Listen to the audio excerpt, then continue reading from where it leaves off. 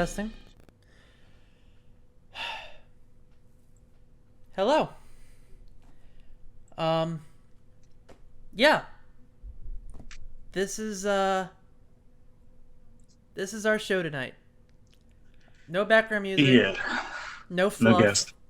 no guest. Um, this is probably the most nervous I've ever been before doing any stream.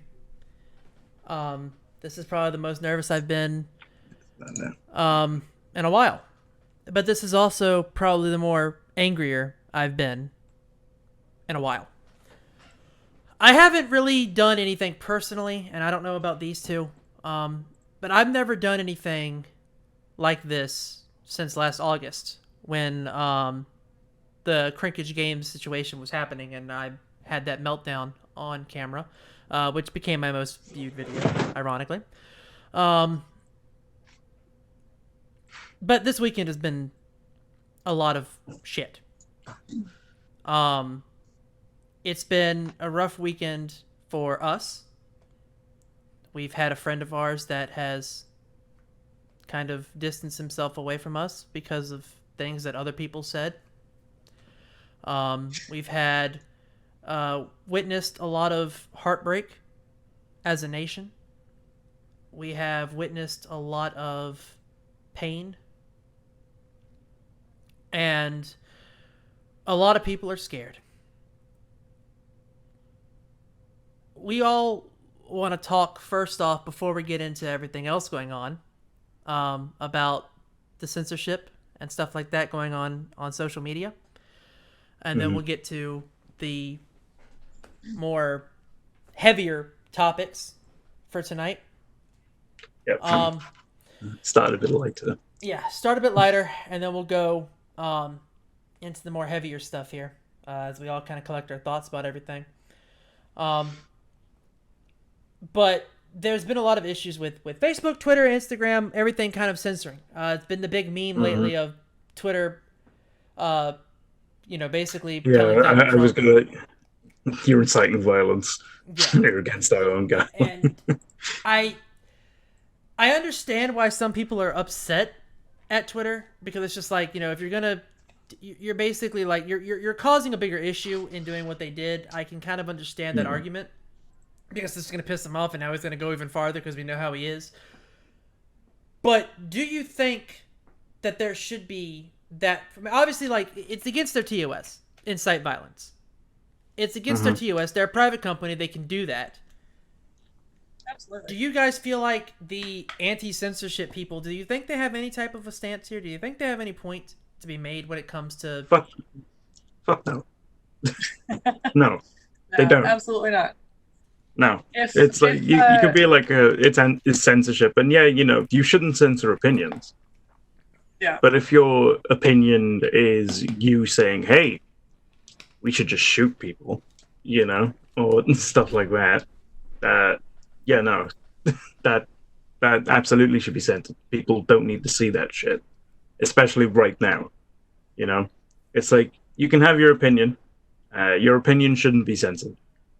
And if your opinion is like, I disagree with what's going on, that's fine. Or I really dislike the way people are going about things or doing things in a certain way. But to me, at least, if you're deliberately going out there to be like, I want to cause other people harm, then no, you don't have a leg to stand on here. They censored you for a reason. It's to Mhm. stop promote. It's to try and stop other people from getting hurt, especially if you have fucking how many followers does he bloody have? Like millions or some shit. Mhm. I mean, essentially, it's the same reason that uh, people get in trouble for making false reports, prank calls to the police department. Mhm. Like stuff like that has to be taken seriously because serious damage and injury can come from it, Mhm. even if it's just an online platform. So it's not so much censorship as it is just protecting the general public. I Yeah, mean, you there we can't go. call a police 80.9 station. million. You can't call the police station and make a prank call and be like, "Hey, there's a bomb Mm. in my basement and I'm taking it downtown today because they're going to take that seriously. When Yeah. the leader of your country tweets something that says, when the looting starts, the shooting starts, Exactly. that's something to take seriously. Exactly. That's Which is not a quote from a censorship. '60s sheriff, by the way. A southern Yeah. sheriff from the '60s. That's a quote from. Yeah. Yeah. But it's the like it's really annoying to see people defending this because like that's 80.9 million people, as Kirst kindly put in chat, that have like essentially drunk the Kool-Aid and are fucking radical for this dude, you know, and they will go out and harm people simply because He they said so. fucking want Daddy Donald to fucking Because show they them some see it respect as or whatever. he's approving them Yeah, to do that. he's enabling people to harm others, and that's not cool, you know. Right. And It's like- I want to specify this thing. Obviously, for those of you guys, this is your first time coming to one of these shows, or if you're used to the show being a certain way beforehand, this is not a typical show for us. No. I mentioned that earlier. This is not a typical show for us.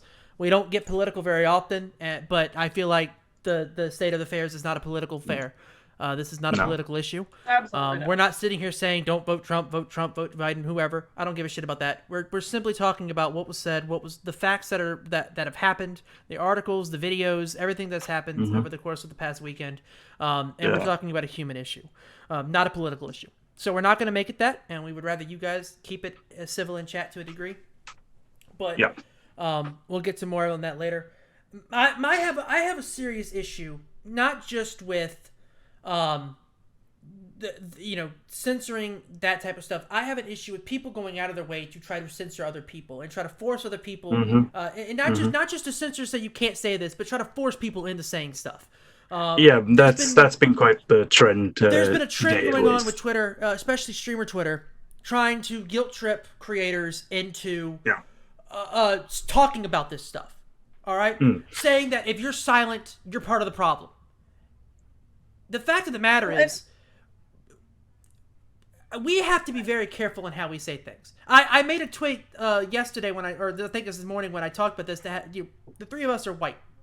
We have to tread along the topic here very delicately, because the way here's for those of you guys that don't follow streamer Twitter, I believe you all do. Streamer Twitter has this thing where they like to take clips out of context. You have to be very careful how you talk about things like this, because all it takes is for you to say one thing in the wrong order, and that's what they clip, and that's what they share, That's it. and that's it for you. And you see the thing about telling people, oh, you have to speak out. The problem is that they speak out and you clip the one thing they said out of context, their career's done. Okay? The other thing you have is you have people that are going on. I'll go ahead and mention this. I had someone go on my personal Facebook. My personal Facebook has nothing to do with me as a streamer. Okay? I purposely keep people with other opinions. I purposely keep people with other opinions on my Facebook because sometimes you need to see the other side of things. Sometimes you have to have someone with a polar opposite view than you, because that's how you grow. You can't just live in an echo chamber. You cannot live in your little bubble. Because I believe, I think Tom, redundancy in chat, I believe Tom said it perfectly yesterday. That's how you have fascism. That's a fascist mindset if you're only going to allow people that have your opinion in your box. You can't do that. You have to allow the other side. It's an extremist mindset. It's a heavy fascist mindset. It's also a heavy communist mindset. It is. It's either way. It's not allowing the essentially the freedom of man to say what they want. It's you only have the opinions that I want you to have because they align with my opinions. You're not allowed to have other opinions that differ from mine. Right. But but at the same token, I do feel like that there is a time and a place for certain comments. There is a certain position and wording that you should use when expressing certain opinions, especially in a time like this. You can have opinions on what's going on and express them in a way that doesn't paint you out to be something you're not trying to be. relating to the clips. Those 60-second clips that you see shared around all the time on Twitter that have nothing to do with what the actual comment was. But that's all you saw was those 6 seconds, those 60 seconds. Mm-hmm. The same thing can be said for comments on Facebook, tweets that you might have made in the past. You have to be very careful in how you word things. Because all it takes is for one person to misinterpret what you've said. And you have a massive issue on your hand. I have multiple people asking me if this person is racist that I hang out with. No, it's essentially basically you're judging a book by a sentence on like the middle page. Mm-hmm. Yep. And that sentence alone, you know what I mean?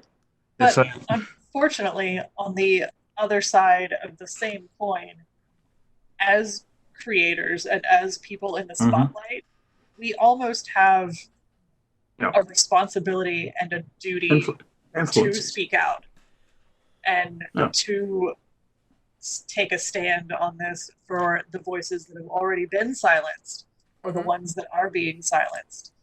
And that's really what makes it difficult, because I understand not wanting to put your potential career or the future of your channel in jeopardy for that reason, but also the people that have basically lost their lives no longer have that ability to speak up. And as far as I can see, it's our job to be their voices at this point. So to me, like my kind of personal, I guess, kind of choice when it comes to being a creator is that regardless of what podium and what podium that I stand upon, whether that's an influence circle of 2 people or 200,000 people, I'm pushing a message that I want to represent me and that I think is a positive message. And I feel like that doesn't change.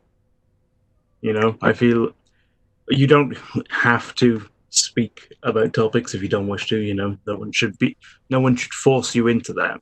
At the same time, though, to me at least, if you have this ability to send a message to people and this platform to send a message to people, it doesn't matter if it's like you're on a soapbox at the top of Mount Olympus. You know what I mean? It's you still have that kind of moral right of being like, well, this is what I believe in. This is what I want people. This is how like people should see the world. And obviously that can change with the person, because there are people out there who spread negative stuff too. But that's what they believe in and that's what they want to spread. And I feel like using that influence circle to at least try and bring some positivity to the world, be it just a discussion on a matter as sensitive as this, or even just a like, hey, you know, so and so's not doing great. You know what I mean? It doesn't matter what it's about, but you should use your reach at least to do something. You know, you've been gifted with this ability. At least try to make the most of it. And I absolutely agree that nobody should be guilted into speaking up. I definitely think if you're in the position where you where you feel like you're ready to take a position and speak out, you 100% should. But I definitely do think that nobody should be guilted into it. I think we have a responsibility to stand up when we can and be the voices for the people that don't have the voices anymore. But it's not about guilting people into it just to show support and to show that they support. It needs to come from an actual place of solidarity.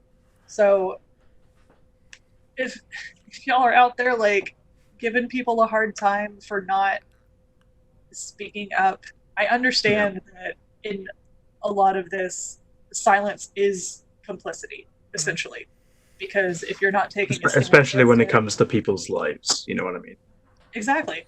If you're not taking a stand against it, you're essentially you may not actually be for it, but you're not helping to make a voice heard. Exactly. That's And the problem. other issue that you have, and I expressed this opinion on Twitter and was engaging in a discussion with someone today about it. I have a very big issue with people that are using this to take advantage of the situation. You could say some things about the rioters that are taking advantage of the situation, the looters, if you will, that are taking advantage of the situation to make it even worse and paint the riots and protests in a way they're not supposed to be, portrayed. Yeah. We can get to that later. The other issue you have with on these creators that are going out here and they're only making statements with the intent of, I made a statement. Love me, guys. I'm speaking out. See what I'm doing? See what I'm saying? And the thing is, Yeah. you have these creators that are going to do this just to get the clout, just to get there and pound their chest and go, see, I care about you. You should watch me too. Like, it bothers me so much because you can see it. You can literally see it in how Yeah, they type. it's See how they usually present it. really easy to see, Yeah. and it depends on And if it's a one-time thing, that's my take and done. I do want to ask you guys one question because I was engaging with someone, we're mutuals on Twitter. I'm coming from the viewpoint where if you're not going to take some kind of action, whether it's and by the way, guys, if you want to know how you can help, I have a command right there in chat. Exclamation mark BLM for Black Lives Matter. If you want to try to make a difference in some kind of way, there is an option there for you. If you don't want to protest, if you're not able to protest, there are other ways you can help. If you take some kind of action, Really good information. if you take some kind of action, you're making much more of a difference than if you just send a tweet. You can just signing one petition, putting your name on one petition, makes a difference. That shows that you at least are actively doing something to help. Someone I follow on Twitter, Maslow, great guy, I love him to death. He's been spending all day sending letters to sheriffs, sending letters to his representatives, sending letters to people in Congress to try to push for some type of change.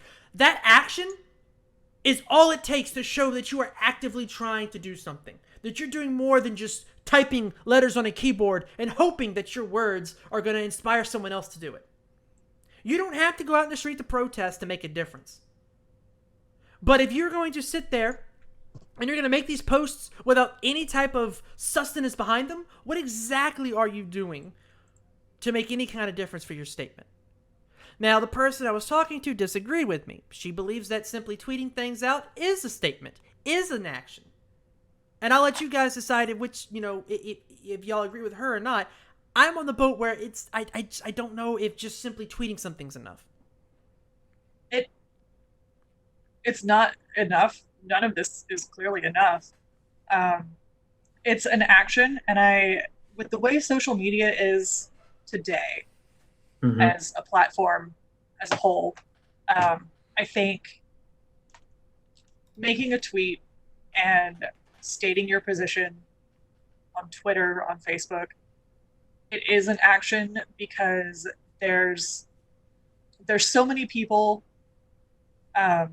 also involved that aren't out there protesting, that are shut-ins, that can't leave their house, but they're also terrified because they're seeing all of this going on. And I think it does go back to that kind of sphere of influence that we were just talking about. It does. I think people seeing these tweets coming in, these Facebook posts, while it's not necessarily an action that's going to enact any sort of significant change in the establishment, that also, it does go a long way as far as showing support to those that need it. Not necessarily to those that are out on the front lines protesting, doing the physical work for it, but we all need the moral support as well. And to see that kind of connection that everybody's kind of having actually does do a lot to help support the overall cause for people that need that support. So I think making posts on social media is taking an action. While it's not the action that's going to change the world necessarily. Yeah. It's a matter of whether that action's enough. Often, yeah, it's part of the process overall. Mm-hmm. So, moving on into what's been going on. Now, for those of you guys that know, usually we keep this podcast to about an hour. This one probably will not go on quite as long because Most of us are emotionally drained from this weekend for different reasons. But also I feel like the somber conversations we're about to have is going to be more emotionally draining than what I'm already am. I know for me personally, what I want to talk about is going to be rough, and I want you guys to brace for that. Just so you guys know, what I'm going to say is it's going to be rough. But the actions that the riots, the protests, the looting, in my opinion, is needed to some degree. I don't agree with the anarchy. I believe that there was a middle ground that we could have got to between peaceful protesting and anarchy that we skipped right the fuck over. I feel like we should have started there, but we didn't. We've gone past it. We can't go back. You've already set the bar to the point, and you can blame whoever you want to blame for it, because we know that it isn't just the Black Lives Matter movement that's doing it. We know that cops are starting it. We've seen it firsthand. Cops coming into peaceful protests, macing a fucking 12-year-old girl, a 12-year-old white girl, literally jerked her fucking mask off and sprayed her in the face. It was peaceful. And you can sit there and argue about whether a 12-year-old should have been there in the first place or not, and I understand that argument there that a 12-year-old shouldn't have been there in the first place. But the fact of the matter is, a cop... Something we discussed before the stream. A cop maced a child. Yeah. That's why they're protesting. You can, it's people on Facebook have been sitting there talking about how it's white versus black and all this, that, and other, but it's not. It has never been that. Because you have white people out there protesting too. You have every race, Mexican, Asian, everyone's out there at the exact same time.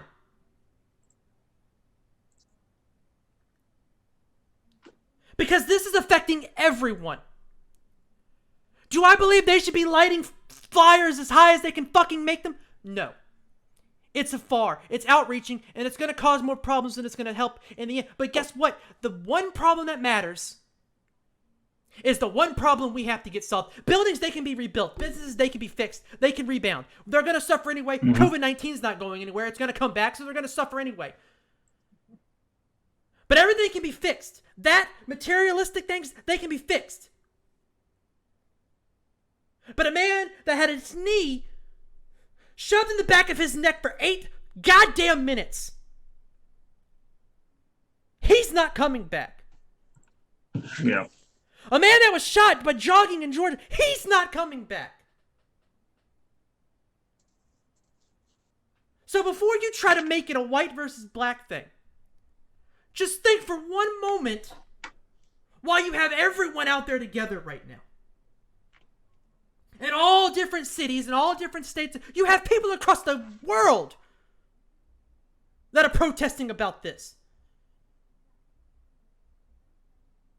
You have people in Germany that are protesting the brutality going on over here. Mm-hmm. And it's not just police brutality. It's been going on in Hong Kong for over a year now. And it's not just police brutality they're doing it to either.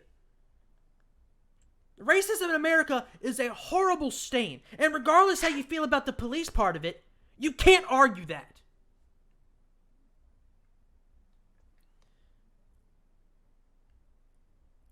But you have consistently seen throughout this entire weekend peaceful protests that have been elevated. Antifa just became an official terrorist group. It has been officially labeled a terrorist group. Regardless how they started, it's where they're at now. You have all of these different incidences of peaceful protesting that have just been elevated to extreme levels. And you have people taking advantage of them. You're always going to have people taking advantage of them. But all people want to focus on is the people walking out with big screen TVs at a Target. Mm-hmm. And that's all they see. Oh, I thought so much for racial prejudice. Let me take this TV.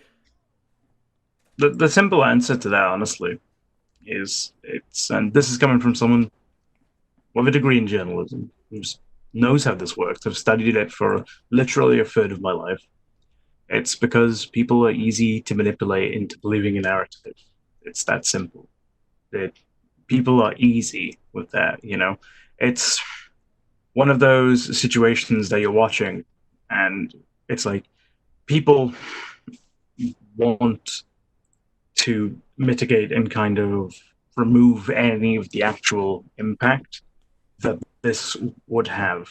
And whether or not that's just a thing of media's pushing their own agenda to try and keep a certain subsection of people down, in this case, black people, whether or not that's simply because they want uh, some sort of justice and order to be restored, whether it's that, whether it's not, the fact of the matter remains is that they are doing this because people are very easy to manipulate into believing a certain way.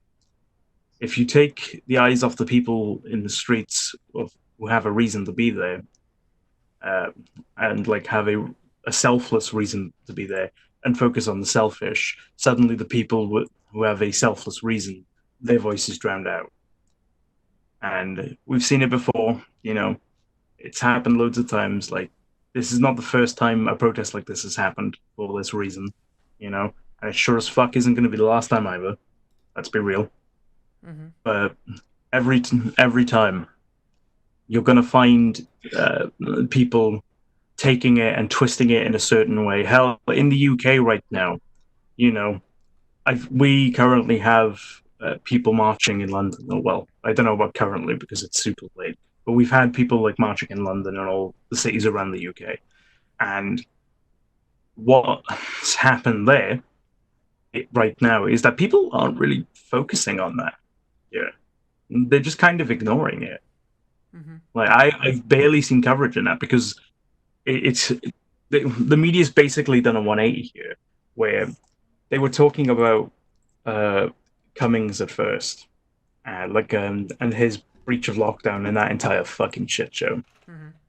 and the political unrest, and they were kind of like everyone was kind of like, okay, can we move on from this now? But suddenly this has started, and they've kind of locked down on this situation and are pushing it even more, really. And like they're distracting from it as well, focusing on the fact sports are coming back here. And it's like, oh great, we get horse racing back, but people are literally protesting for other people's lives in the streets. I can tell you which one's a bit more important, Mm-hmm. you know? Yeah.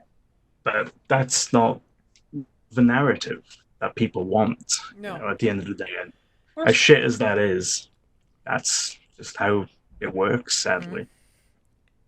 And everyone sits there and they ask why it had to go to the length that it did. Why did people push it to the explosive nature that it became? Yeah. And it's because exactly that. It's How inevitable. much coverage did the peaceful protests really generate? Well, that's what I was gonna say. Yeah. It's like, for 50 years, for 50, maybe even 80 years, black people in America have been trying to just live their lives like anyone else, like the rest of society. And they've spent years of peaceful protesting, sitting there and just talking, trying to talk their way through the solutions, talk their way out of situations to try and get to a point where they can be like, hey, we can live like the rest of you because we are just like the rest of you. And eventually, they're getting louder and louder, and they're getting more and more prominent with what they're saying, protesting in the middle of football games, American football games, it's getting louder and louder. Just today in the German Bundesliga, right, a player for the team Borussia Dortmund scored a goal, took off his top, had justice for George Floyd. He got booked for it because that is the rules. And a black player from the other team was going up to the ref and basically screaming at this ref for doing that. You know what I mean? Mm-hmm. And it's just one of those situations where they're getting more and louder, and you eventually get a point where you realize that the people are either deaf to your problems or they just ain't fucking willing to listen. And it doesn't matter what one it is, because the solution is always the same. It's you stop trying to get them to listen to you, and you start trying to get them to see you. And that's what we're witnessing right now. There's a very appropriate quote to add to that topic, which is from Martin Luther King Jr. himself, who said a riot is the language of the unheard. Yeah. That's what it is. It's Yeah. Exactly. they've gone for so long without being listened to and without being accepted as, let's face it, as humans, and without being afforded the same rights as the rest of us. And it's just come to a boiling point, which is an inevitability. Yeah. That's how it happens. That's how our country was founded, on the inevitability I that was gonna say, we it's like rioted and I it became I a hate war for freedom. I hate it so much right now when people are being like, oh, they shouldn't be rioting. That's not the way to get things done. And I was like, fuck you. You live in America. Your entire country exists We were because founded on riots. you were being oppressed and being treated less equal than the British. This is coming from a British person, by the way. You were being taxed as hell, being treated as second-class citizens by the people that had essentially a knee on you. Yeah. And then you said enough's a fucking enough. You rioted and you declared independence, and we're like, hell, in your declaration, isn't it literally there? All men are created equal, and then within what is it, 20 to 40 years, you're like, yeah, but what does that really mean? Yep. It's literally from the ground up in America. Racism is somehow integrated in your society, and people can't see the irony of that. And it's not just America, because it's everywhere. This is a global issue. Yeah. But specifically, you look at America, which claims to be the land of liberty, land of the free. The entire thing is based off a riot, and people can't see that the exact same situation that caused for the founding of your own damn country is happening again because people just want to live in your damn country. You know what I mean? A country they helped build, mind you. Keep that in mind.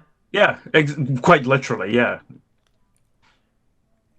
It's a ridiculous thing, and it's like it's been a long ass fucking weekend with this shit. I've seen a black reporter arrested for doing his job. I've seen a white reporter shot at. I mean, me and Left were watching that one reporter. I believe her name is Linda Tirago. I believe her name is Tirado. Yeah. Linda Tirado. She's a photojournalist. She was shot in the fucking face for doing her job, and she's now blind in one eye. You know what I mean?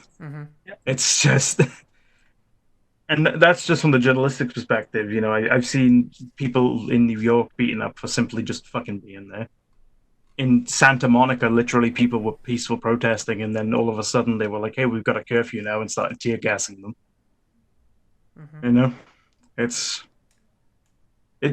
I don't understand how this is a situation where it's like, oh, what's the right answer? There is no right answer. There's only a answer, and the answer is this is fucking bullshit.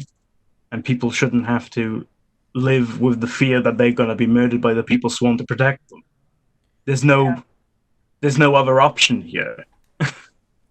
The fact of the matter is that it shouldn't have gotten to that point, but it has. And here we are. And now the only thing that's going to come of it is more violence until something actually changes. That's true. The one who was blinded did actually basically was like, they told me I can't work, but I really want to get back into it so I can keep covering this and showing how it is. You know what I mean? She's one fucking eye. She's going through surgeries just to maybe keep her eye. Yeah. She's never going to see out of it again because it's completely fucked up. And she's dedicated to go back into the field just to cover the shit so people can see what it's actually like. I didn't see if she actually got like the badge number of the one that shot her, but I don't know. Sues the shit out of that precinct. Yeah. It's ridiculous, man. So we didn't want this to go too long, and so if you two will allow me, I'll close this up. Yeah, go for it.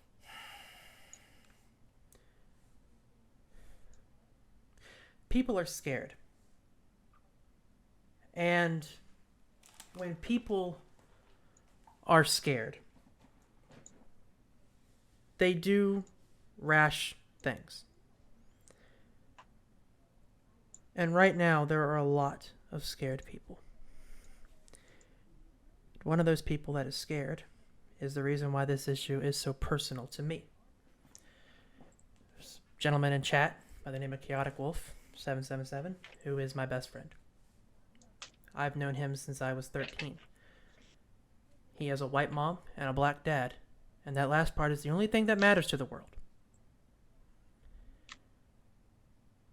And this is going to be a little bit of an off-topic rant, but I'll wrap it around, so just stick with me. When I was 13, 14, somewhere around there, I was at basically the end of what I thought was going to be my life. I was giving up. I had no intentions of continuing on, and so after the early morning service at church, I skipped the big service and went to the third floor of a balcony of the church building and had a cord wrapped around my throat and was preparing to jump out of a window.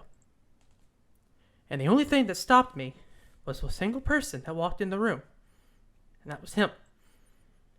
I called my mom, told her I wasn't going to come home, I wanted to stay late, and me and him talked for about 4.5, 5 hours. And ever since that moment, he's been my best friend. He was there for me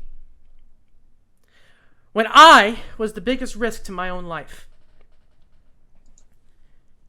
And I'll be damned if I'm not going to be there for him when his life is at risk. Now, I was the one at risk of my own life. I was at risk of myself.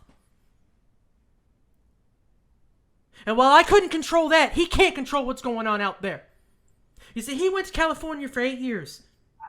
Came back to Virginia, a little bit darker, and grew his hair out. He's working on an afro. It's a beautiful fro, by the way. But that one feature puts him at more risk than when he left. And that's bullshit.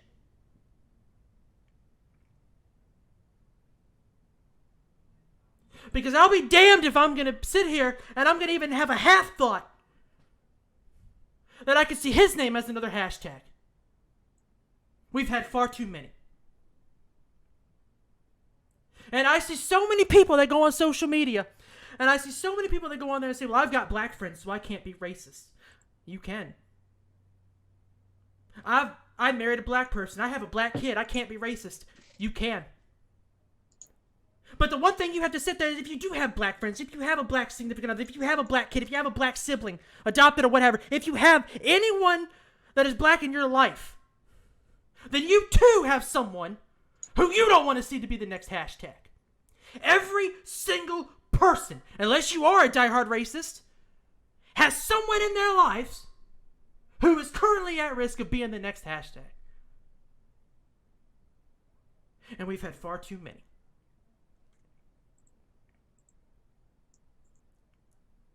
You see, you can sit there and point fingers at whoever you think is at fault. But when it comes right down to it, the only thing that matters is we need some kind of change.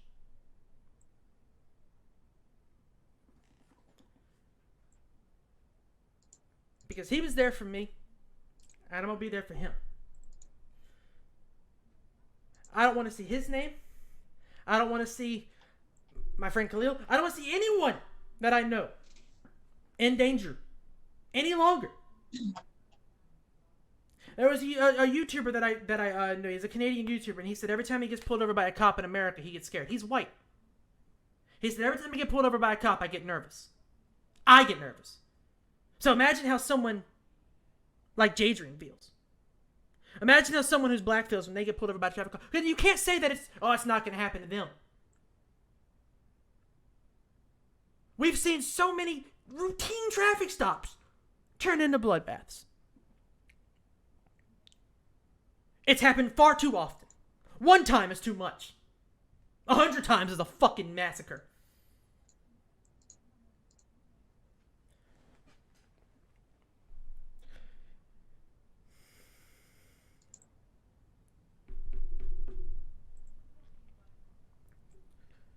It has to stop. I understand the argument, as I said, that anarchy might not be the way to go about things. There was a middle ground that we should have hit that we skipped right over. And I understand that. And I'm sure most of the protesters understand that. Everyone wants to demonize the protesters for the looting, when half the time it's not them. We mentioned a 12-year-old white girl that got her mask yanked off and maced right in the eyes. That's why they're protesting. And like I said before, it's not just police brutality. A man was hunted down for jogging. I've gone jogging. But I can go jogging safely. A man went jogging in the wrong neighborhood. What the fuck do you mean a wrong neighborhood? Do you mean America? Because that's how it sounds to me.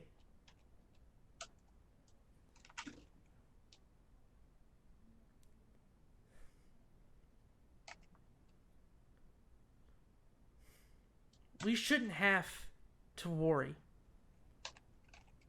about losing people we love because they got pulled over for going 5 miles over in a speed limit. Because they went jogging in their neighborhood. Because they went to the gym. I've seen so many people pull up statistics about black on black crime and shit like that. As if that's supposed to take away from the fact that there are racist people in this world. When there shouldn't be. As if that's supposed to take away from the fact that police are killing people. Which they shouldn't be. People, mind you. But keep in mind, I said people.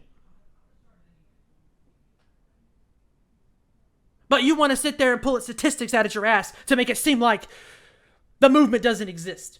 The movement isn't needed. We can see the issue. Work to fix it. Be fucking better. Be human beings. Treat other people like they're human. If you're a Christian, how can you sit there and say that you don't understand where these people are coming from?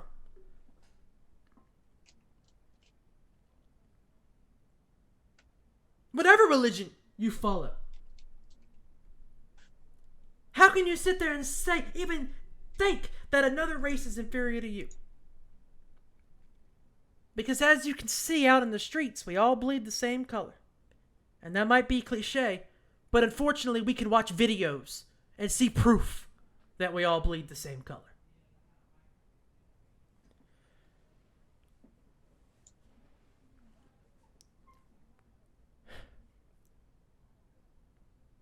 There's a lot more things that I wanted to say, and I'm losing my train of thought a little bit here.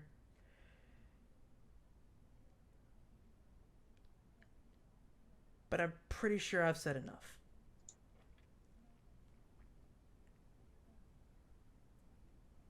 That command's going to stay in my chat for as long as it needs to. And people can sit there that I'm saying it for this, that reason, or whatever, but when it comes down to it, I'm not going to see Jason Roberts as a hashtag. I'm not going to see anyone I know. And if you have any friend of color, then you too have someone who you don't want to see in hashtags one day.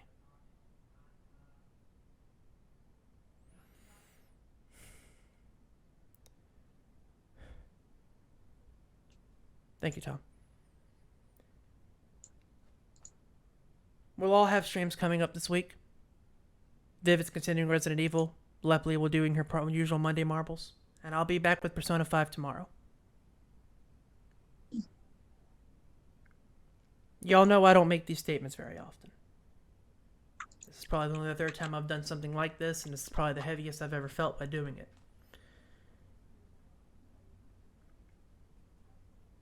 But sometimes if you really feel strongly about something, you have to make a fucking point, and you have to stand for it. And you can sit there and say that the anarchy wasn't the way. But if you're going to use that as an excuse to ignore the root of the problem, then as far as I'm concerned, you're part of it. Have a good night, guys.